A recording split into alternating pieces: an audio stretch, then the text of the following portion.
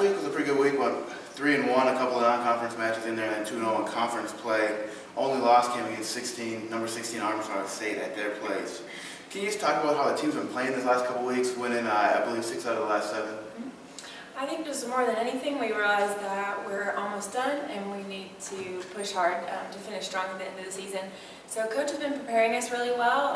We prepare specifically for each team as far as defense goes.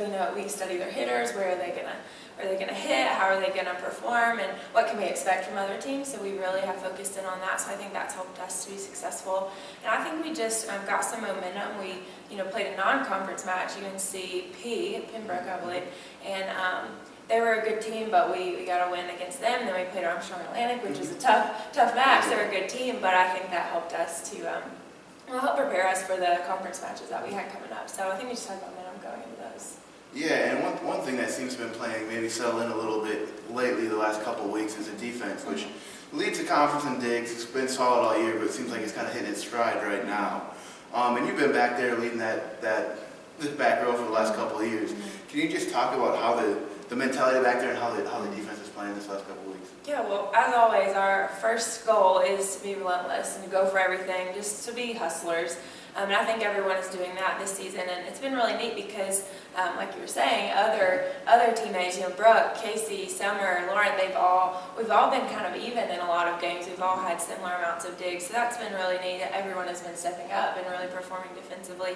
So I think that's definitely helped our defense, and again, just how Coach specifically prepares us for teams, so we know kind of what's coming. So we can read better probably because of that. Yeah, it's nice when there's a bunch of people back there that can get a ball up at any given time.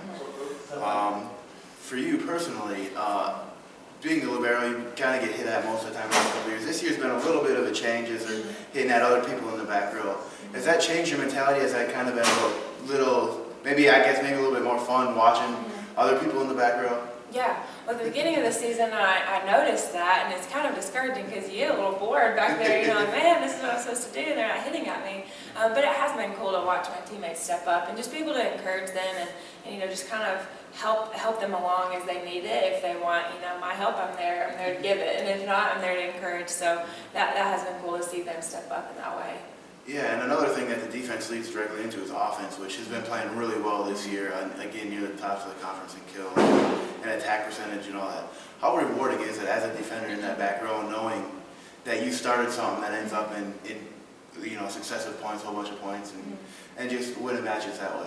Yeah, it's great because, as defenders, you don't finish any of the points. You don't technically earn the points for your team, but like you said, it does kind of start back there, so we know that we have a big job, and it's great to be able to have a good pass and see that follow through and get a kill out of it. And really our offense has been able to take passes that maybe aren't so good and still do that, so that's cool too. It makes it a little bit easier back there then when that happens too, I suppose. Exactly.